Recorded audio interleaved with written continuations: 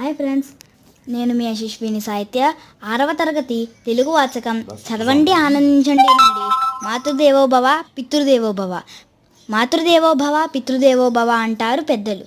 అంటే మొట్టమొదట పూజించదగిన వాళ్ళు తల్లిదండ్రులు. ఇందుకు సంబంధించిన చిన్న చిన్న కథలు పురాణాల్లో ఉన్నాయి. తల్లిదండ్రులను పూజించడం ఎంత ముఖ్యమో, దాని ద్వారా ఎంతటి ఫలితం కలుగుతుందో వివరిస్తాను, శ్రద్ధగా వినండి.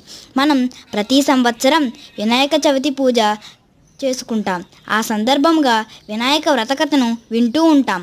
భూమండలాన్ని ముందుగా చుట్టి వచ్చిన వాళ్లకు గణాధిపత్యం ఇస్తానని పరమశివుడు ప్రకటిస్తాడు. వెంటనే కుమారస్వామి నెమలి వాహనంపై భూమండల ప్రదక్షిణానికి బయలుదేరుతాడు. వినాయకుడు పెద్ద బుజ్జగలవాడు కనుక అంత వేగంగా కదలలేడు.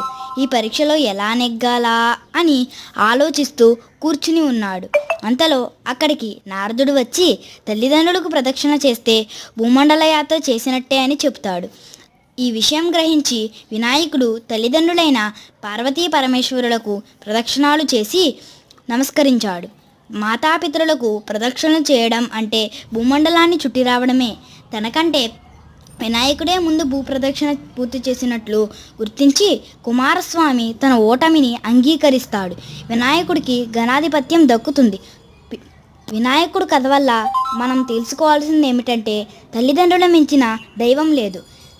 ఈ కథను వినాయక చవితి పండుగ సందర్భంగా మనం ప్రతి సంవత్సరం చెప్పుకుంటున్నామంటే తల్లిదండ్రులను సేవించడం వల్ల కలిగే పుణ్యాన్ని స్మరించుకుంటున్నామని గ్రహించాలి. అంతేకాక సోదరుల మధ్య ఎలాంటి విరోధ భావాలు ఉండకూడదు అనే విషయం